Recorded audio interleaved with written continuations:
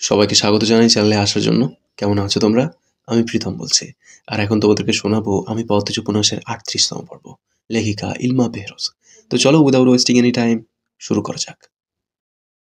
পদজা নূরজাহানের পা টিপে দিচ্ছে। তার মূল উদ্দেশ্য রুম্পার ঘরে যাওয়া। সকাল থেকে বারংবার রুম্পার ঘরে ঢোকার চেষ্টা করেছে, পারেনি। মদন কিছুতেই ঢুকতে দেয়নি। তার এক কথা, নূরজাহান না বললে ঢুকতে দেবে না। অগত্যা পদজা নিরাশ হয়ে নূরজাহানের ঘরে এসে পা টিপা শুরু করে। যদি একটু পটানো যায়। ঘণ্টাখানেক ধরে সে নূরজাহানের পা টিপছে। হাত ব্যথায় টনটন করছে। নূরজাহান আয়েশ করে ঘুমাচ্ছেন। কখন যে ঘুম ভাঙবে, এভাবে কেটে যায় আরো অনেক সময়। নূরজাহান চোখ মেলে তাকান। পদজাকে বললেন, এখনো আসো? পদজা মৃদু হাসল। নূরজাহান বললেন, অনেকক্ষণ হয়েছে, যাও এখন ঘরে যাও। পদজার চোখে মুখে আধার নেমে আসে। পরক্ষণে মিষ্টি করে হেসে বলল, আপনার ভালো ঘুম হয়েছে? সে হয়েছে। দাদু, একটা প্রশ্ন করি? করো। রুম্পা ভাবিকে যেদিন দেখেছিলাম অনেক নোংরা দেখাচ্ছিল। ওনাকে পরিষ্কার রাখার জন্য একটা মেয়ে দরকার, কিন্তু সবসময় মদন ভাইয়া পাহারা দেন। ষাঁড়ের লাগান শক্তি ওই সেড়ির, হের লগে সেড়িরা পারবো না, সবাই ডরায়। তাই বলে এভাবে অপরিষ্কার থাকবে সবসময়? সবাই ডরায়, কেউ যাইব না সাপ কইরা দিতে। তুমি বেহুদা কথা বলতেছ। নূরজাহানের কঠিন কণ্ঠের সামনে পদজার আসল কথাটাই মুখে আসছে না। সে মনে মনে নিজেকে প্রস্তুত করে নিয়ে বলল, আমার মনে হয় আমি পারবো। ভাবি আমাকে আঘাত করবে না। আমাকে যাওয়ার অনুমতি দিতেন যদি। পাগল হইছ সেড়ি? কেমনে খামসাইয়া ধরছিল মনে নাই? আর কথা কইও না, যাও এন থাইক্কা। পদজার কিছু বলার সাহস পেল না। সে ঘর ছেড়ে বারান্দায় এসে দাঁড়ায়। ২ তলার বারান্দা থেকে আলোক ঘরের সামনের খালি জায়গা দেখা যাচ্ছে। সেখানে গ্রামের মানুষের ভিড়। মজিদ হাওলাদার তার লোকজন নিয়ে গ্রামের মানুষদের সমস্যা শুনছেন। কাউকে অর্থ দিয়ে সাহায্য করছেন, কাউকে বা ধান দিয়ে। এই ব্যাপারটা প্রায়ই ঘটে। পদজার খুব ভালো লাগে, গর্ব হয়। পূর্ণা ঘাটে বসে আছে। মাদ্রি নদীর জলের স্রোতে তার দৃষ্টি স্থির। প্রান্তপ্রেমা স্কুলে গিয়েছে, সে যায়নি। ইদানিং সে স্কুলে যায় না একদমই। ভালো লাগে না। পদজা যাওয়ার পর থেকে সব যেন থমকে গেছে। পদজার শূন্য জায়গাটা কিছুতেই পূর্ণা মানতে পারছে না। বাড়ির প্রতিটি কোণে সে পদ্মজার স্মৃতি খুঁজে পায়। এই তো, এই ঘাটে বসে দুজন কত সময় পার করত, কত গল্প করত। আজ পদ্মজার জায়গা শূন্য। পূর্ণা অনুভব করে সে তার মায়ের চেয়েও বেশি ভালোবাসে পদ্মজাকে। পদ্মজার প্রতিটি কথা কানে বাজে। এতদিন হয়ে গেল, তবুও এই শোক, এই শূন্যতা কাটিয়ে উঠতে পারছে না সে। পূর্ণার চোখ দুটি ছলছল করে ওঠে। সে নিচের ঠোঁট কামড়ে ২ বার ডাকল, আপা, আপারে। বাসন্তী দূর থেকে পূর্ণাকে দেখতে পেলেন। জুতা খুলে পা টিপে হেঁটে আসেন। পূর্ণার পাশে বসেন। পূর্ণা এক ঝলক বাসন্তীকে দেখে দ্রুত চোখের জল মুছল। এরপর বলল, আপনি এখানে এসেছেন কেন?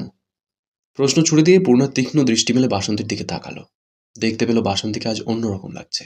আর একটু খেয়াল করে বুঝতে পারল অন্যরকম কেন লাগছে। আজ বাসন্তীর ঠোঁটে লিপস্টিক নেই, কপালে টিপ নেই, চোখে গাঢ় কাজল নেই। থুতুনির নিচে সবসময় কালো ৩টা ফোঁটা দিতেন, সেটাও নেই। পূর্ণা বাসন্তীর হাতের দিকে তাকালো। হাতেও ২-৩ ডজন চুড়ি নেই। ২ হাতে শুধু ২টো সোনার চিকন চুড়ি। পূর্বের প্রশ্নের উত্তরের অপেক্ষা না করে পূর্ণা পাল্টা প্রশ্ন করল, আপনি আর সাজেননি? না সাজলে ভালো লাগে না? বেশ আগ্রহ নিয়ে জানতে চাইলেন বাসন্তী। পূর্ণা বাসন্তীর চোখে মুখে স্নিগ্ধতা খুঁজে পেল। মায়াবী, প্রাকৃতিক সৌন্দর্য, চকচকে গাল। ৪০-এর উপর বয়স মনেই হয় না। কিন্তু মুখে কিছু বলল না পূর্ণা। সে চোখ সরিয়ে নিল। বাসন্তী বললেন, আমার সাথে গপ্প করবা? আমার ঠেকা পড়েনি। পূর্ণার ঝাঁঝালো স্বর। বাসন্তী পূর্ণার পাশ ঘেঁষে বসেন। পূর্ণা বিরক্তিতে চোখ মুখ কুঁচকে ফেলল। কিছু কঠিন কথা শোনানোর জন্য প্রস্তুত হলো সবেমাত্র।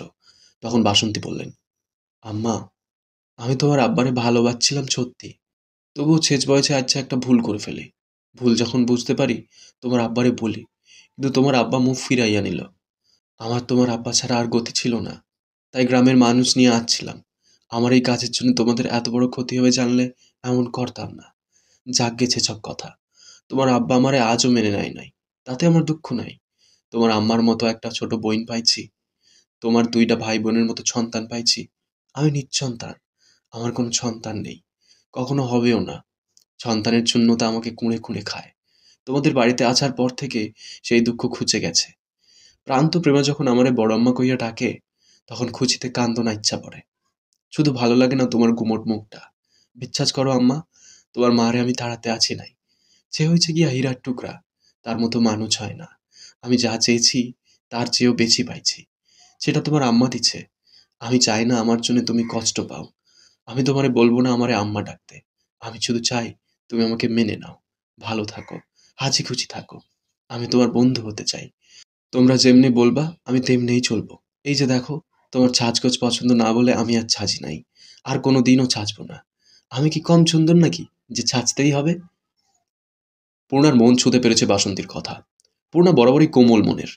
তবুও শক্ত কণ্ঠেই বলল, আমি আপনার সাথে খারাপ ব্যবহার করব না। আপনি আপনার মতো থাকুন প্রেমাপ্রান্তকে নিয়ে। আমি আমার মতো থাকবো আমার মাকে নিয়ে। আমার আর কারোর বন্ধুত্ব দরকার নেই। বাসন্তীর চোখ ছলছল করছে। তবুও তিনি হাসতে কার্পণ্য করলেন না। বললেন, তোমার চুল অনেক সুন্দর আর লম্বা। এখন তো ভর দুপুর, বাইন্ধা রাখো। পূর্ণা চুলগুলো হাতে খোঁপা করে নিল। এরপর বলল, আম্মা এখনো ঘুমে? হ। আম্মার কি যে হয়েছে, কখনো একদমই ঘুমায় না, আর কখনো ঘুম ছেড়ে উঠতেই পারে না। পদ্মজার জন্য কান্দে দেহি, শরীর দুর্বল হয়ে পড়ছে, এজন্যই ঘুমাচ্ছে। পূর্ণা উঠে দাঁড়ায়। বাসন্তী বললেন, আমি রাঁধছি বলে সকালে খাইলা না, এখন নিয়ে আসি ভাত, পরে খাবো। বলে পূর্ণা দ্রুত পায়ে বাড়ির ভেতর চলে গেল। হেমলতার ঘরে এসে দেখলো তিনি গভীর ঘুমে আচ্ছন্ন। চুল ছড়িয়ে আছে বালিশে, কেমন শুকিয়ে গেছেন। এতক্ষণ না খেয়ে থাকলে তো আরো শুকাবে।